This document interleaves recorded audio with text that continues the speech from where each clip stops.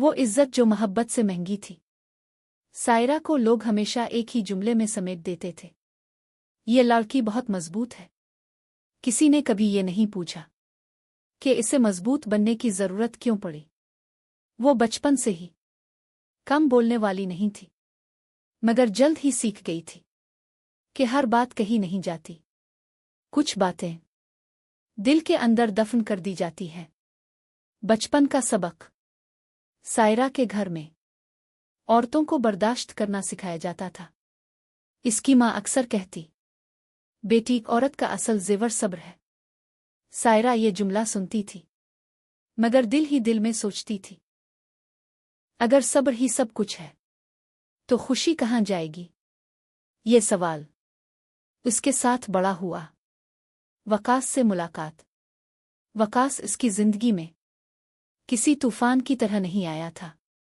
वो पुरसुकून था, समझदार लगता था, और सबसे बढ़कर बदतमीज नहीं था। सायरा ने यही समझा कि शायद यही मोहब्बत होती है। आरामदेह, खामोश, बेज़र। शादी सादगी से हो गई।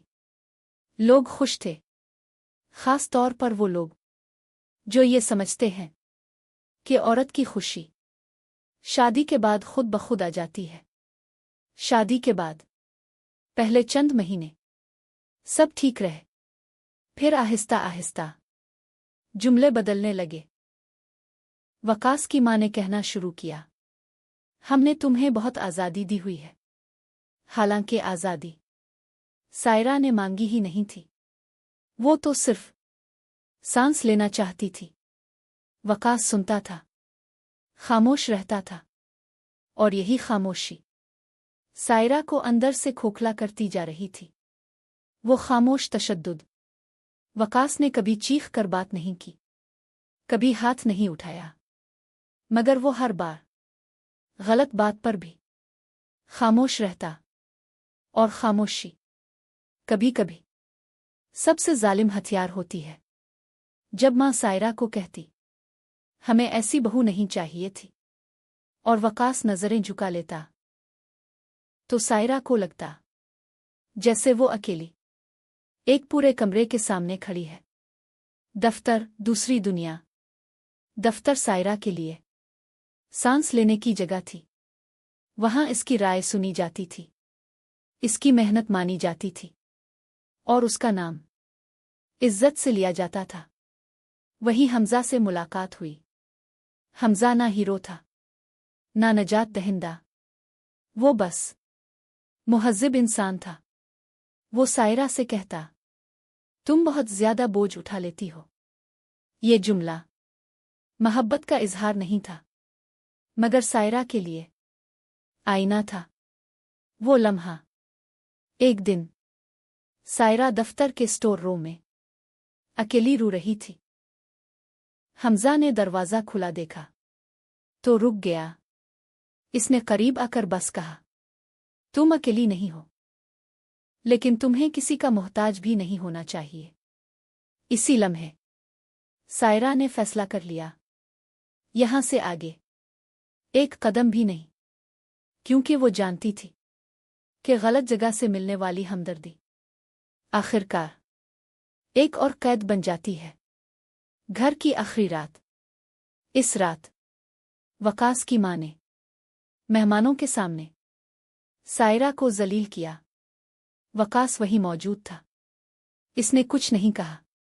मेहमान चले गए, कमरा खामोश हो गया। सायरा ने पहली बार खामोशी से बात की, वकास, तुम मुझे बचा नहीं सकते, तो कम अज कम मेरा साथ छोड़ तो दो। वकास ने घबरा कर कहा, तुम बात का बतंगड़ बना रही हो। ये जुमला सायरा के अंदर आखिरी चीज तोड़ गया। फैसला। इसी रात सायरा ने कपड़े नहीं समेटे, इसने खुद को समेटा। वो मां के घर नहीं गई, वो सीधा एक किराए के फ्लैट में गई। अगले दिन इसने तलाक की दरखास्त दे दी। बाद की जिंदगी। तलाक के बाद सायरा की असल आजमाइश शुरू हुई। लोगों के सवाल, चुपके हुए मशवरे और खिली हुई नजरें। कोई और होगा ना? ये सवाल हर बार नए जख्म छोड़ जाता, मगर सायरा हर बार सीधी खड़ी रही। बरसों बाद सायरा अब ख़वातीन के लिए वर्कशॉप्स करवाती थी। वो कहती थी, खामोश औरत कमज़ोर नहीं होती, वो बस थकी हुई होती है।